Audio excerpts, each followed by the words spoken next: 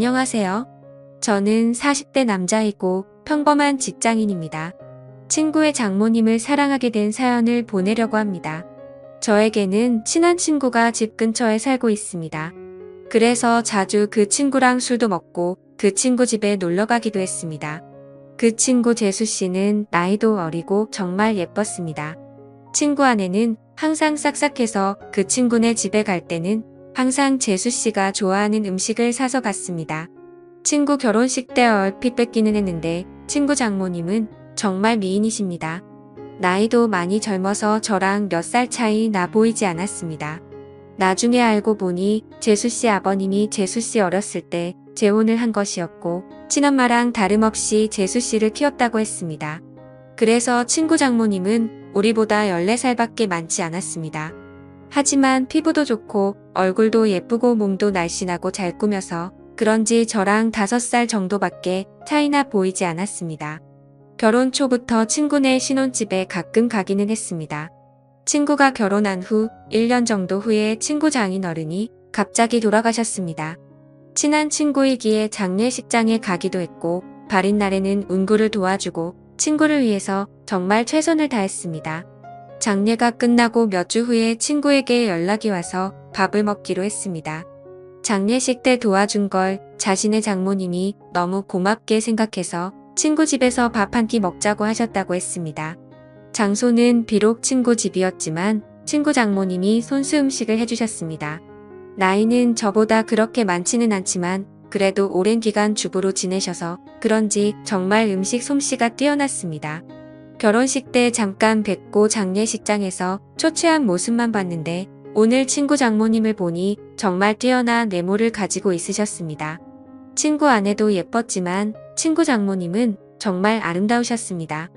사위 친구니 저를 사위처럼 대해주시기는 했지만 저는 약간 여자로 느껴지기도 했습니다. 친구는 예쁜 아내도 있고 젊고 아름다운 장모님도 있다는 게 부러웠습니다. 그렇게 좋은 시간을 가지고 몇 년 지났을 때였습니다. 친구는 그 사이 아들을 낳았는데 아들이 돌이 지나자 재수 씨가 복직을 해야 해서 장모님이 집에 와서 봐주신다 했습니다. 친구 아들이 너무 어려서 한 번도 찾아가지 못했지만 돌잔치를 기점으로 친구도 시간이 많아져서 종종 밖에서 보기도 했고 2차로 친구 집에 가기도 했습니다. 물론 아이가 아직 어리니까 조심스럽기는 했는데 재수 씨도 저를 좋게 보고 있었고 친구 장모님도 저를 좋게 보고 있었습니다. 처음에는 아무래도 사위 친구다 보니 어색한지 장모님은 방에 들어가셨습니다. 하지만 시간이 지나자 같이 술 한 잔씩 하기 시작했습니다. 장모님도 술을 좋아하시는데 손자 때문에 많이는 안 드셨지만 그래도 맥주 몇 잔씩 드시며 좋아하셨습니다. 그러면서 제 결혼 생활이나 연애에 대해서도 물어보시며 혼자 사는 것에 대해 진심으로 걱정을 해주셨습니다. 어느 순간 친구를 통해서 반찬도 보내주시고 더 자주 초대해 저녁을 대접해주기도 했습니다. 그럴수록 친구 장모님이 너무나도 괜찮아 보였고 얼굴을 자주 봐서 그런지 정이 들기 시작했습니다. 여자친구와 트러블이 많고 스트레스를 받을 때 장모님은 너그럽고 인자한 성격으로 저의 스트레스를 보듬어 주셨고 그럴수록 점점 친구 장모님이 좋아지기 시작했습니다. 집이라서 편하게 있고 화장도 많이 하지 않은 얼굴이었지만 그래도 너무 예뻐 보였습니다. 여자친구 외모와는 비교가 되었습니다. 그럴수록 틈만 나면 친구에게 연락해서 친구네 집에 놀러갔고 그러다 보니 더 자주 보면서 친해지게 되었습니다. 여자친구와는 결국에는 헤어졌습니다. 돈을 써서 젊고 예쁜 여자를 만나는 것이 더 낫다는 생각이 들었습니다. 그리고 내 마음의 친구 장모님이 한번 자리 잡고 나니 여자친구가 마음에 들지 않았습니다. 친구 장모님을 따로 만날 기회가 없었고 항상 친구나 재수 씨와 함께 봤기 때문에 제 마음을 표현하기는 힘들었습니다. 어떻게 연락처를 가지고 있기는 했지만 가끔 안부식으로 몇 번 연락을 한 게 다였습니다. 그러다 어느 날 기회가 왔습니다. 친구가 아내와 아들을 데리고 며칠 해외여행을 간다고 했습니다. 장모님에게 같이 가자고 했지만 새 식구 오붓하게 다녀오라며 자신은 좀 쉬기도 하고 친구들도 만날 거라고 했습니다. 저는 그게 기회라고 생각해서 따로 친구 장모님을 만나기로 했습니다. 친구가 여행을 간다고 한날 연락을 했습니다. 친구 여행 가서 혼자 계시느라 심심하지 않으시냐? 그동안 저에게 대접을 잘해주셔서 한번 대접을 하고 싶다고 했습니다. 장모님은 스케줄이 좀 있다고 하셨고 스케줄 없는 날에 그런 맛있는 거 사달라고 하셨습니다. 친구 장모님이 먹고 싶다는 메뉴를 검색해서 일부러 차로 몇십 분 가야 하는 괜찮은 맛집을 알아봤습니다. 장모님도 좋다고 하셨고 제가 차를 몰아 장모님을 태우려고 친구네 집으로 갔습니다. 그동안 친구 집에서 편한 모습만 봤었는데 외출을 한다고 꾸민 장모님을 보니 정말 아름다웠습니다. 누가 보면 정말 40대인 줄 알 정도였습니다. 물론 저를 사위 친구로 생각하시고 편하게 오신 거였지만 저는 꾸민 그녀를 보자 첫 데이트 마냥 심장이 쿵쾅거렸다. 드라이브도 하고 남한강이 보이는 분위기 좋은 곳에서 맛있는 밥도 먹었습니다. 조금이라도 그녀와 더 있고 싶어서 분위기가 좋은 카페에 가서 이야기도 많이 했습니다. 장모님은 이제 손주도 다 컸고 어린이집 학원은 친구나 재수씨도 할 수 있으니 이제 슬슬 친구네와는 따로 살 생각이라고 했습니다.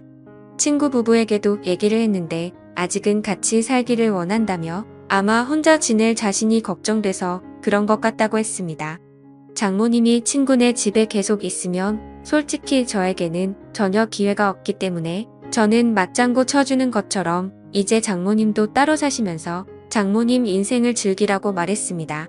장모님도 저랑 얘기가 통한다며 좋아했습니다. 장모님을 바래다 주고 헤어지기가 아쉬워서 술 한잔하자고 했습니다. 하지만 장모님은 다음날 아침부터 친구들과 스케줄이 있다며 거절하셨습니다.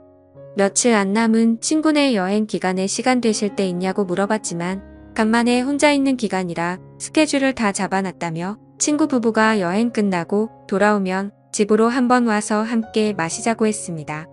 저는 너무나도 아쉬웠지만 계속 들이대면 거부감이 들까봐 그녀를 돌려보냈습니다. 집으로 들어오니 너무나도 아쉬움이 남았고 장모님을 생각하며 스스로 위로를 했습니다.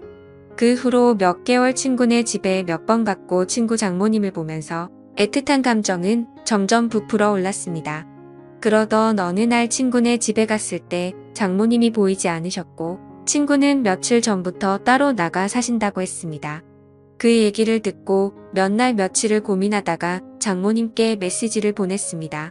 나가 사신다는 얘기 들었다며 괜찮으시냐고 안부를 물어봤고 장모님은 손주가 눈앞에 아른거리지만 시간적 여유도 있고 육체적으로도 편하다고 했습니다. 이런저런 얘기를 하다가 시간 될 때 같이 식사하자고 했고 그 후로 연락을 더 주고받다가 결국 만나게 되었습니다. 몇 주 만에 만나는 그녀는 정말 아름다웠습니다. 첫 데이트 때보다 더 아름답게 입고 왔고 그 모습에 눈에서 하트가 뿅뿅하는 걸 느낄 수 있었습니다. 우리는 소고기 집에 가서 한우를 먹으며 술을 한잔했습니다. 그녀는 다음 날 스케줄이 없다며 오랜만에 술을 실컷 마시고 싶다고 했습니다. 고기질이 좋으니 술은 술술 들어갔고 장모님도 저도 술에 좀 취했습니다. 장모님은 은근히 제 마음을 알고 있다는 표현을 하면서도 자신이 나이도 있고 관계가 친구 장모님이니 그런 생각은 접으라는 식으로 말했습니다. 그 소리에 처음에는 당황하기도 하고 부끄럽기도 했지만 나이가 뭐가 중요하고 그리고 비밀로 하면 관계가 뭐가 중요하냐며 제 마음을 고백했습니다.